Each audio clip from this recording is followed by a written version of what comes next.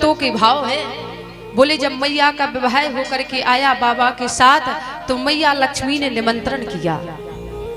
बोले मैया पार्वती गई और भगवान विष्णु का तो बैकुंठ बड़ा सुंदर है, इतना सुंदर बैकुंठ, बैकुंठ को जब देखा बोले भोजन करके आई और आकर के बाबा से कहा कि बाबा हम मैया लक्ष्मी के घर गए थे, बैकुंठ में गए थे, इतना सुंदर घर है, हम भी चाहते हैं कि हमारा नए घर का निर्माण हो, हमारा नया घर बने।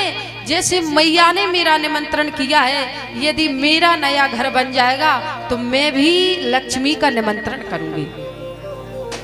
तो बाबा ने मुस्कुरा के कहा कि पार्वती हमारी राशि पर घर सूटेबल नहीं है, सूट नहीं बैठता। बोले घर मकान आदि मणि माणिक आदि भी सबकी राशि पर सूट नहीं होते। तो कहा कि पार्वती हमारी राशि पर मकान सूटेबल नहीं है। पार्वती ने जिद किया तो साधु भाव देते हैं, बोले भगवान ने सुंदर, बोले महाराज सोने की नगरी का निर्माण करवाया। और सोने की जब नगरी बन करके तैयार हुई, मैया पार्वती से कहा कि पार्वती आपकी जिद करने पर हमने सोने की नगरी का निर्माण करवाया है और चलो। तो पार्वती ने कहा कि नए घर में जा रहे हैं, गृह प्रवेश होना चाहिए।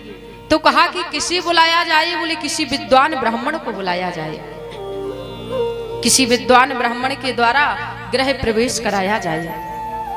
भगवान ने कहा कि मेरी नजर में तो इस समय केवल एक ही विद्वान ब्राह्मण है।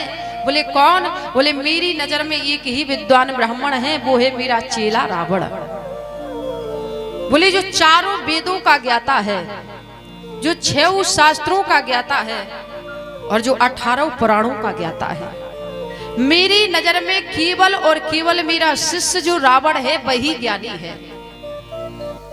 तो कहा कि अच्छी बात है, आपका शिष्य है, आपका चेला है, यदि वो आकर के गृह प्रवेश कराएगा, घर का बालक है, कुछ लगेगा भी नहीं।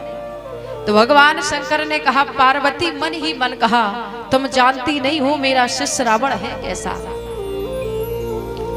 और कहते हैं संत, बोले महाराज बुलाया रावण को, रावण ने गृह प्रवेश कराया, मैया पार्वती गई और जैसे ही सारा अनुष्ठान संपन्न हुआ तो भगवान ने कहा कि रावण तुमने गृह प्रवेश कराया है, तुम विप्र बन करके आए हो, मांगो क्या चाहिए। तो रावण ने कहा कि मैं ऐसा वैसा ब्राह्मण हूं नहीं, मुझे कुछ चाहिए नहीं। तो कहा कि तुमने गृह प्रवेश कराया है, दक्षिणा तो देना चाहिए, यदि ब्राह्मण से कार्य कराओ दक्षिणा ना दो तो अधूरा माना जाता है।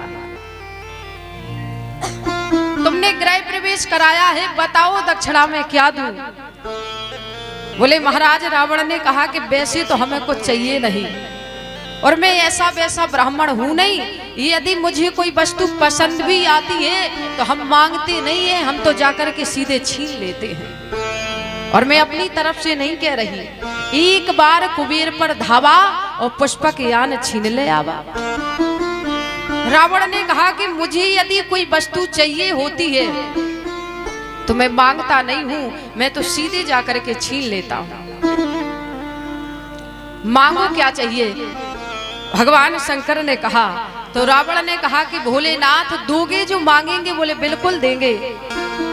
तो भगवान मुस्कुरा रहे हैं, सामने बैठे रावण ने मुस्कुराते हुए कहा देव यदि आप मेरे अनुष्ठान से प्रसन्न हैं और हम विप्र बन करके आए थे, अनुष्ठान करवाया था, और यदि आप दक्षिणा मांगने के लिए ही कह रहे और मैं मांग रहा तो केवल इतना दे दो कि जो आपने सोने की नगरी का निर्माण करवाया है ना, यही नगरी हमें दक्षिणा में दे दो। मैया पार्वती से भगवान ने कहा उठाओ झोली झंडे। हमने पहले ही कहा था कि हमारी राशि पर मकान सूटेबल नहीं है। बोले मैया पार्वती ने झोली झंडे उठाए, आज टेढ़ी नजर से देखा रावण की तरफ। रावण हमने जिद करके अपने पति से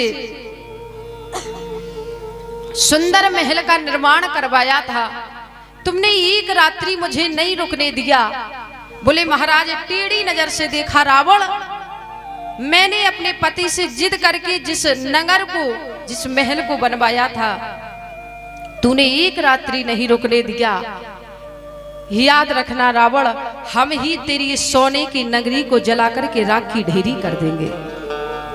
और संत साधु महापुरुष ऐसा कहते हैं, बोले मैया पार्वती पूंछ बन करके आई श्री हनुमान जी महाराज की। बोले वही सोने की नगरी है जिसका नाम है लंका। बोले मैया पार्वती पूंछ बन करके आई और बोले सोने की लंका को श्री हनुमान जी महाराज ने जला करके बोले महाराज राख की ढेरी बना दिया। सारी नगरी को जला दिया था, केवल एक घर छोड़ा था। बोले किसका घर? बोले संत का घर, विभीषण का घर। आज मैया पार्वती कैलाश पर्वत पर बैठी हैं, भगवान शंकर भी बैठे हैं। बोले महाराज नया जीवन प्रारंभ हुआ।